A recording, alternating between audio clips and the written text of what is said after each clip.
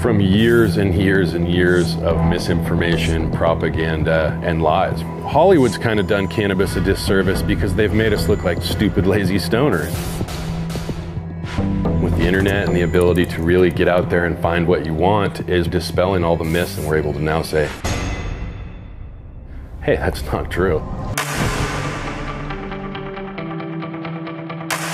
So we're all out here to set an example and a new standard for what cannabis use is about. So I'm asking everyone here just to be respectful. Let's not light up here in the park. I'm Jim McAlpine, and I'm the founder of the 420 Games, which is an athletic series of events to destigmatize healthy and responsible cannabis use. I'm a longtime entrepreneur. Snowbomb.com is currently one of my companies. I've always kind of been the face of the company, and I meet with a lot of other high-level people, and it just was never appropriate to talk about cannabis. But, you know, in contrast, at all the parties, everyone's getting blacked out on alcohol, and that had always felt a little weird to me. I'm not a huge smoker. I smoke kind of when I've had a long day and whatnot, but personally I like to eat more so.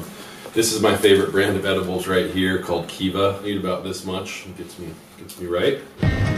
I use cannabis just kind of to keep myself level. I have ADD more or less, and it just helps me function, stay more focused, keeps me in the gym longer. It's for my health and for medical reasons, not just to get stoned. Jim reached out to me and told me about the concept of the 420 Games.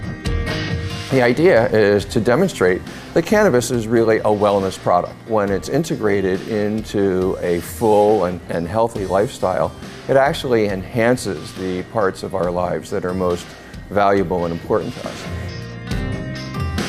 The idea that cannabis is not compatible or consistent with a lifestyle of success is just a myth. I use cannabis every single day of my life, and I build companies, and I pass laws, and I get things done. 4, 2, 0, go! My name's Kyle Kingsbury, former college football player at Arizona State University, former professional fighter in the Ultimate Fighting Championship.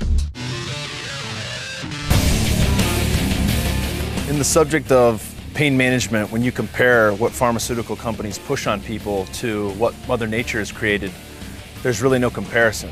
And how many people die of overdose from these every year? There are no overdose deaths with marijuana. Being retired, I can certainly come out and say that there's many more of us using cannabis as a means to heal and as a means for all the positive benefits that cannabis can offer. I'm a Marine veteran. You know, I have some social anxiety. Veterans among civilians, there's some conflict there often. So in my experience, I use cannabis mostly in social environments and in athletic events. Right before walking into the gym, that's when I consume. It's a bronchodilator, reduces your pain receptors, and enhances focus. If you take a look around, you find that some of the most successful, ambitious people in the world use cannabis. 4 out of the last 5 American presidents have used cannabis. Richard Branson uses cannabis. Carl Sagan used cannabis. Peter Lewis, one of the richest men in the world, who recently passed, also was a regular cannabis user. Michael, if you see this, you need to call me. And he's the best athlete that's ever graced the pool. MMA fighters, ultra marathoners, and regular marathon runners are the biggest athletic community to use cannabis, and it's mostly because they're just beating their bodies up so much.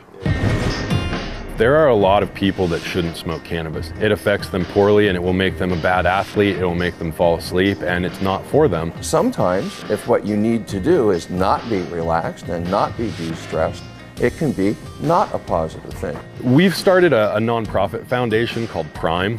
It's Progressive Responsible Individuals for Marijuana Education. Our #1 goal is to teach kids that you're not going to be successful in life if you choose to use cannabis before you're old enough. I have a 6-year-old daughter and a 2-year-old daughter, and the last thing I want is them getting their hands on cannabis or using it before they're ready if they choose to use cannabis. All right, 2 ladies coming across the finish line, one just ahead of the other, but both finishing for a good cause. Nice work, ladies. I have a history of Alzheimer's in my family, and cannabis is the single best preventative for Alzheimer's. So I also see my cannabis use as a preventative. 2 orbital blowouts. I've torn my right knee twice, tore my labrum once that required surgery. I've had my jaw broken in 2 places, fractures in this eye. It's what allows me to get the most out of life and make me a better partner, a better person, a better father. And I feel with cannabis, I'll be able to continue to do that the rest of my life. When cannabis is really used to its full potential, I think people are using it to enhance the things that are really important in their lives. I think what we were celebrating was actually a lifestyle more than anything. I'm tired, but I feel good. The right people showed up, they were respectful, and they understand our mission, and we all stood together to change the face of cannabis.